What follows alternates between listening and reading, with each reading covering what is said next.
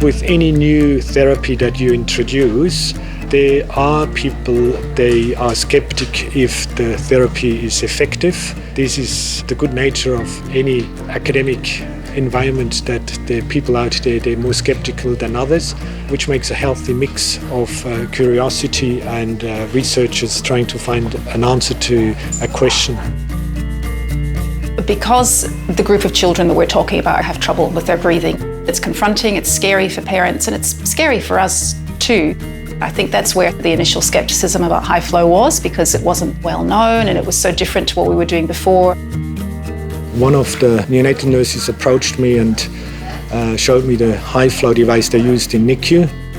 Initially, I was questioning how effective it was, and there was certainly a lack of any evidence.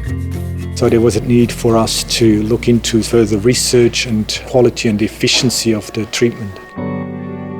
We saw a huge reduction in intubation rates, which decreased from 1/3 down to roughly 5% in our unit, which is a huge impact. The nurses started to use it more and more in infants with bronchiolitis. And over time, we started to realize that all of these children are less likely to require mechanical ventilation or CPAP.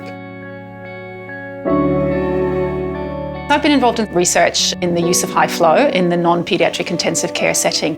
We found that there were no adverse events associated with that it could be used in a ward setting, and that in fact the length of stay was reduced when that occurred. So that has enabled us to feel a lot more confident in applying high flow in the emergency department setting. From that, we saw a quick uptake of high flow use throughout regional centres and obviously throughout Australia as well. I think we worried initially, before we were more comfortable with using it, that we might be delaying things for the patients.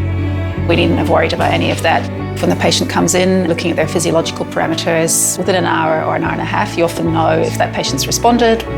In our own experience, with our 5,000 patients treated on high flow, we haven't yet observed increased incidence of pneumothoraces in babies being treated. Some of the nursing staff were a little bit concerned about whether this therapy was perhaps too complex or that the children may be too unwell. We were pleasantly surprised to see that with the right education and training of staff, that these babies were quite easily managed by the ward staff with a nurse-patient ratio of about 1:4 and achieve exactly the same successful outcomes that they did in intensive care. If you're working in an emergency department and you want to consider using high flow, it has to be a very collaborative approach. You have to involve your intensive care and you have to involve your ward medical and nursing staff, because we don't work in isolation, and whatever therapy we adopt for the patient has to be able to be continued. We find that nurses are feeling much more empowered to initiate the therapy as well in collaboration with their medical staff. There was some initial discussion around the cost involved in introducing this, but what we found again is that the offset in terms of reduced length of stay and reduced intensive care admissions and reduced need for ventilation completely offsets any cost of the equipment and consumables. It's been a fantastic change, so I would suggest to any other hospitals to embrace it. Provide detailed education, support your nursing staff, and they will feel quite empowered to be able to care for babies really well. I strongly believe that high flow, it can be used very early in the disease process.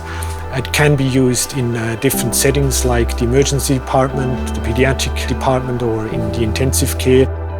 I became from a skeptic to a convinced clinician who is using in daily practice high flow.